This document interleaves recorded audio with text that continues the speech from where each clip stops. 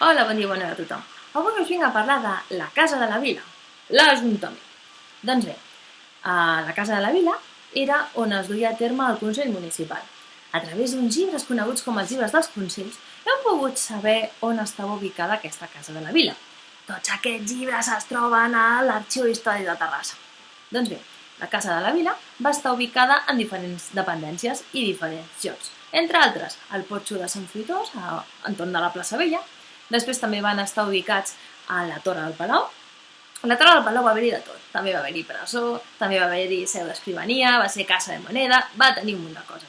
Fins que Pere de Fisas el va comprar, la Torre del Palau, sobre el 1661, i la Casa de la Vila va començar un altre cop a donar voltes i a buscar una nova ubicació. Sabem que cap al 1835 ja tenia un nou destí, que era aquest. A veure si us sona una miqueta. Pista. Està en el Raval de Montserrat, número 13, cantonada amb el carrer Cremat. Sí? No? Segona pista. És un edifici molt maco que a la seva façana principal hi ha dos pisos, dos dibuixets, amb l'escut de la ciutat. Quin és l'escut de la ciutat? El castell. Més pistes? Sí? No? Vinga. Ho coneixeu ara? Sí? Correcte. Aquest era l'Ajuntament, era la Casa de la Vila. Fins que el 1877 va passar una cosa molt important, i és que la vila de Terrassa va deixar de ser vila i va tenir el títol de ciutat. En el moment que Terrassa comença com a ciutat, decideixen que han de tenir una Casa de la Vila, un ajuntament molt més gran. Aquest ja s'havia quedat petit i comencen a buscar. El Raval de Montserrat rep aquest nom perquè hi havia una petita ermita dedicada a la Verge Montserrat i s'explica que des d'aquell mateix espai, quan hi havia dies bons, així sense núvols, des d'aquell espai es podia arribar a veure les muntanyes de Montserrat i fins i tot es va començar a fer un caminet, que era de peregrinatge, que arribava cap a Montserrat. Doncs bé, com us estava dient, ara que Terrassa és ciutat, s'ha de buscar una Casa de la Vila que sigui molt més gran. I comencen a buscar. Però no patiu, perquè en aquest cas no van marxar massa lluny.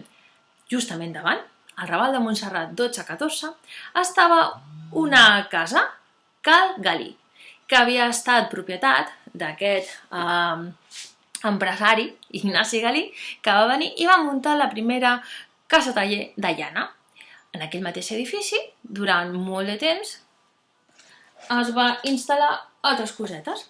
Va ser comprat, entre d'altres, per l'Institut Industrial i era el lloc on es reunia tota una associació d'empresaris d'aquella època, d'aquests primers burgesos industrials, en els quals decidien i prenien decisions molt importants, com el salari dels seus treballadors, com protegir el seu producte de resseny, com posant aduanes, arancels, etc.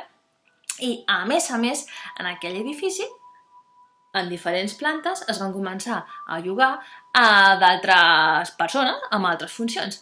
Entre altres coses, teníem a la planta baixa una fonda, la Fonda Peninsular, que primer va tenir un senyor que ho va vendre als germans Pompidou.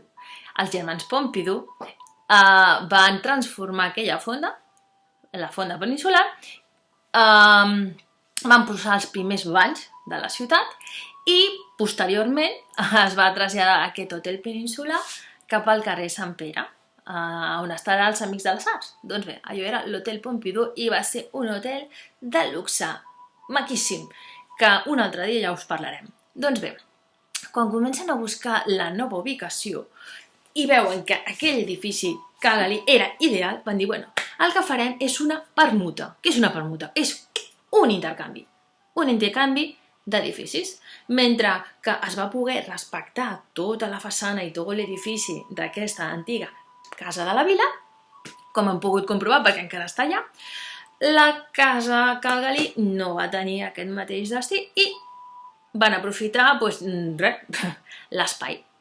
Sabem la data exacta, o almenys és el que jo he trobat, de quan es va fer aquesta permuta. Veieu això? Sí? És un recull històric de les diferents notícies que hi havia. Ja puc dir la ciutat de Terrassa. I s'explica en concret que el diumenge 3 de juliol de 1898 Aquesta setmana s'assigna la permuta del local de la casa consistorial pel de l'Institut Industrial, la finca del qual el destinarà a la construcció del nou edifici de l'Ajuntament de Terrassa. Però clar, encara no podem parlar d'aquest altre edifici tan maco, que és el que ja tothom coneix, i és el que aviat nens i nenes podreu també anar a conèixer. Vale? Aquest és l'edifici que més coneixeu, oi que sí? Que és de l'Ajuntament. Doncs bé, ara us explicaré una miqueta la història.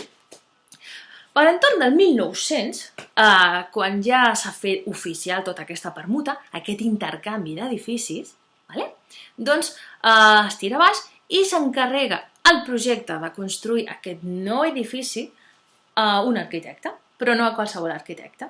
En aquest cas va ser l'arquitecte municipal de la ciutat, que era el senyor Lluís Monconill i Parellada. Aquest senyor havia guanyat un concurs d'oposicions, havien presentat 6 candidats i ell el va guanyar. Doncs bé, ell se li encarrega el projecte de fer el nou ajuntament, la nova casa consistorial de Terrassa, de la ciutat de Terrassa, perquè recordeu que ja som ciutat. Doncs bé, ell, que sempre havia begut la inspiració de l'Art Nouveau, del modernisme, havia construït moltíssimes coses ja a la ciutat de Terrassa. Fàbriques, el vapor Amèrica Mateix Jové, d'això ja parlarem un altre dia. Però què passa? Havia de fer un ajuntament. I tot aquest Art Nouveau, aquest estil, diguem-ne que no acabava d'estar massa ben vist i es va inspirar en una altra cosa, el que seria el neogòtic, com si fos així un palau d'aquests, no medievals, però sí un palau d'aquests més fantàstics. Torno a recordar la imatge, ¿vale? Això era més consistorial, no? Ja que hem de fer un ajuntament, doncs que sigui així ben maco, i es va inspirar en aquest estil.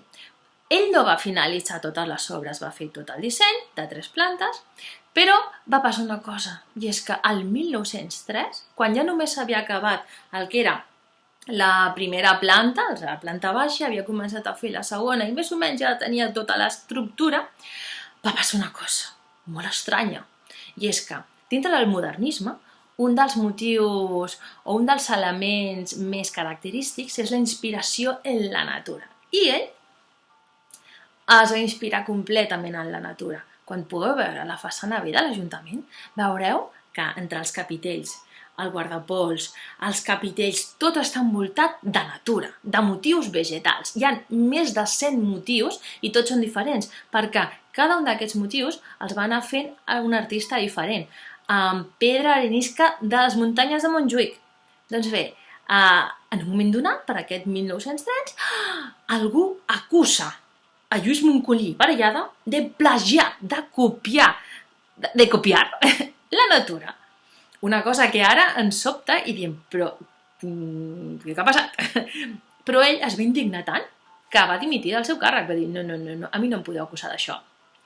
A veure, hi ha molt més al darrere perquè ho hem de negar, però va ser una excusa, com qualsevol altra, perquè ell al final digués no, m'heu acusat d'això i jo plego. I va plegar, però si us heu fixat, l'Ajuntament es va fer. El seu successor va ser Antonio Pascual i Carretero, que va ser el segon arquitecte municipal que va haver-hi, que una mica inspirat en els plànols originals de Lluís Monconill, però fer canvis, entre altres coses. Monconill projectava com 10 finestres amb pinacles, un rellotge, una cosa soberbia. No hi havia massa dinerons i va fer un canvi. Es va inspirar, però no ho va fer tan neogòtic com ho hagués fet a Lluís Monconill, que tenia en els seus projectes. I quan va acabar l'Ajuntament? Si us dic que va ser acabat el 1986, us ho creureu? Diu, home, Sara, si ara som al 2020, això no ha passat tant de temps, no? Doncs mireu, us ensenyaré un retall, a veure si el podeu veure. Veieu bé? Això era l'Ajuntament. Veieu que no té res d'aquestes finestres amb pinacles? Ho veieu bé? Doncs precisament el 1986, gràcies a que l'interès crèdito estava baixat, l'Ajuntament aconsegueix els diners necessaris per poder finalitzar la façana de l'Ajuntament de Terrassa. A veure, van haver-hi moltes més coses. El 1945 es va fer tota l'escala de cau bacallà adreçada cap a la sala de plens. També es van fer els vitralls. Un dia parlarem de vitralls perquè sóc superfan dels vitralls, de l'Ajuntament i d'altres llocs modernistes. I també es va comprar a finals, pel 1900, sembla que 90 o així, es van comprar dependències del que seria, per exemple, la plaça Didó, correcte? La plaça Didó va ser posteriori a posteriori, per poder posar també dependències municipals al servei de la gent. I res, bàsicament és un resum del que és l'Ajuntament de Terrassa. De mica en mica aniré explicant altres cosetes i res, aquest és el primer vídeo i espero que us hagi agradat i que hàgiu après cosetes interessants, vale? Vinga, fins la propera!